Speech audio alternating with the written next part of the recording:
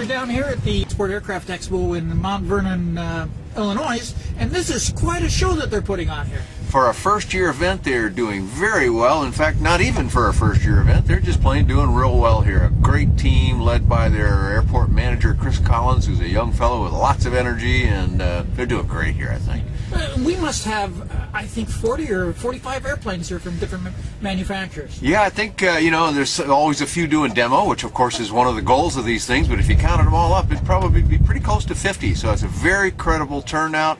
Lots of nice equipment here for people to see, and quite a few people that have come in to see it.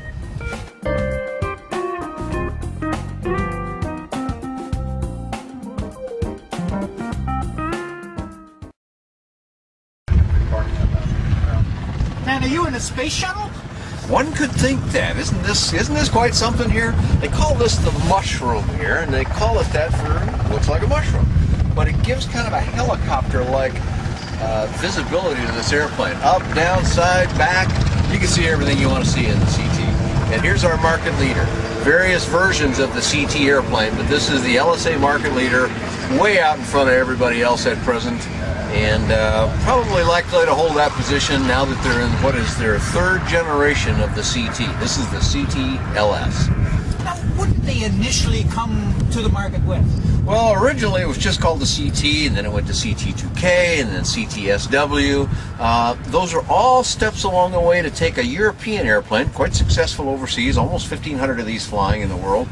They brought it to the United States, but then they went, for Americans and for the slightly larger market that the LSA aircraft versus a microlight in Europe offered, they knew they could do some more things. So this one came out and it was introduced in January of 2008. The LS model added some extra cabin space back here. You got a nice hat rack position.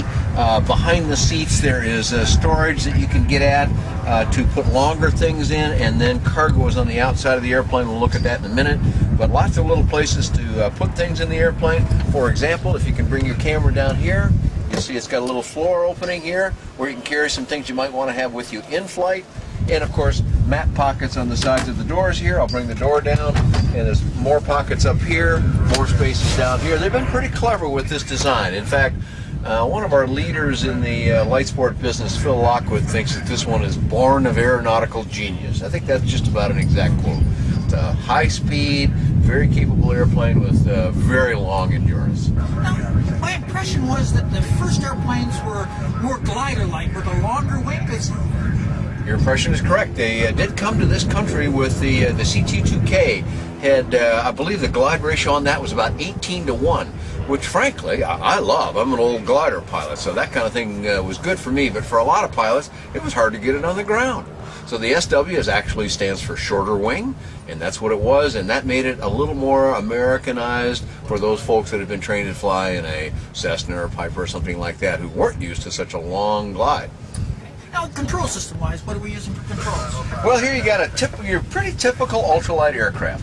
Dual joystick, throttle in the center, all your controls in the center, all very convenient here. This uses a center brake, which is right here. It does not use differential steering, but the responsiveness of the pedals is such that this airplane will maneuver around on an airport ramp very well. You don't need differential steering on this airplane. And how do they steer on the ground, Dan? They steer very well. It's all direct linkage nose wheel steering. So just by the rudder pedals, push and you'll go. And flaps on this one? Flaps located right here in the center, and this one's a little different than some of them that way, and if it was all lit up we'd see the flap indicator right here, but here are the positions. You just turn it to it and it goes to it, and it's a very smart system. But you notice there's some numbers here. It says 35, 30, 15, 0, but there's more. There's -6. This is what's called reflexing, meaning that the flaps actually go up a little bit from their neutral position, which helps it scoot along a little faster. Now, these seats are also unique, Dan. You mentioned there's some adjustability built into it, and a little bit of a little ball down here that I use. What do I use it for? Well, they're adjustable. First of all, they're adjustable fore and aft with there's a cable down here that you see I've just moved the seat back and forth, so that moves in flight. There's also an adjustment in the back that allows you to adjust the seat up and down a little bit. But then one more feature, and this is something I love because my back gets a little sore after I sit in an airplane for very long.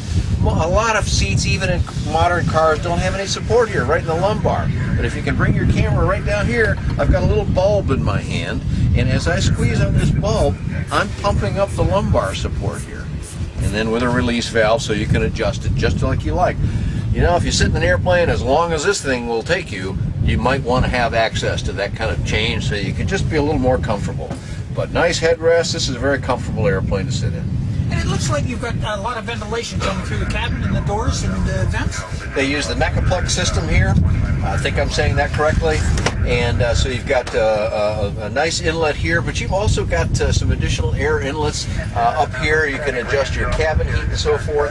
And this airplane's got quite a bit of ventilation flow through to it, so it's very comfortable to be in, even in a warmer climate.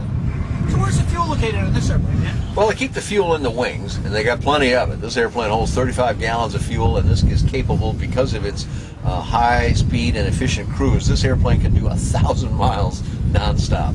And that's taking it right to the limit. You'll want to have a little reserve in it, but frankly, there's no way I can fly that long. I got to get out and stretch. But if you really want to go the distance, here's one of your airplanes to do it. Again, like we saw in the Rand's airplane up above my head here, and it's visible on both sides, you've got an actual sight gauge so that you can tell how much fuel you've got in the most dramatic way. And up here a little further, if you can get your neck in there and observe, you've got some nice windscreens that just, sun visors that fold down in front of you and can fold up all out of the way. Plus I've got visibility above me, I've got visibility up here. And this carry-through that we see right here in front of me, this is the spar carry-through, because as you look out the window here, there's no strut. One of the reasons why this is such a clean and efficient airplane that moves through the sky so well. And the visibility is nice too, because it has like bubble outdoors on it. Yes, the doors are, it's a little wider right here. This is one of the wider cockpits we've got. This is 49 inches wide, and the old benchmark is the Cessna 172 that so many people have been in. That's 39 inches wide. This is a full 10 inches wider than that, so some big people can be in here, and they're very comfortable. Get a little armrest as well. But in addition, when they came out with the LS, they added these quartering windows like you see right behind me, so I can turn around and I can check the tail from right in my cockpit position here. The cockpit and the panel in the CTLS, this is standard equipment. There are no options to be seen here. Dual screen Dynon, the D100 and the D120, flight instruments, engine instruments, but those can be swapped around or split screen, lots of options there, just like they are with all the Dynon equipped airplanes. The GPS 496 from Garmin comes standard. They have installed the 696 in here as well, and they've got plenty of room in here to do that and radio stack. A nice arrangement of switches and knobs. And here's one thing I really like. The fuel cutoff is right here, and here's your key ignition. So when you put the fuel in the cutoff position, you cannot get your key in. You have to put the fuel on before you can start the engine. That makes sure that you don't taxi out, get into takeoff, and went, oh no, I've still got the fuel in the off position. Nice feature. This airplane comes standard with a lot of things, and one of them is a full airframe parachute. Comes with the price, not an option. And this is the exit point for it. Now this is a specially prepared panel that'll stay in position at any speed, but once you activate the handle inside the cockpit, rocket motor will fire and knock this out of the way and snatch that parachute out of there in no time. We can look inside the baggage compartment and see a little more about that. New feature on the LS is a locking baggage compartment. Very simple here. And then that just dangles down there. That's deliberate, so you have full access to it. But as you can look back in here, a little awkward to get in there and view it, but you can see the whole parachute system. The canister that holds the parachute is right in there. And then you've got all kinds of baggage area. You can see I can't even reach as far back as it'll go. You can carry as much as 55 pounds per side. If you want to get more information, Dan, where do we go? Well, you can go to the FlightDesignUSA.com website. So Flight Design, the name of the airplane, USA following that, no spaces or dots or anything, FlightDesignUSA.com. And do you have a flight report on this? I've had the pleasure to fly, I think, just about all of the CTs, including way back in '95 in Europe before they came to this country. Those are all available on ByDanJohnson.com. That's BYDanJohnson.com.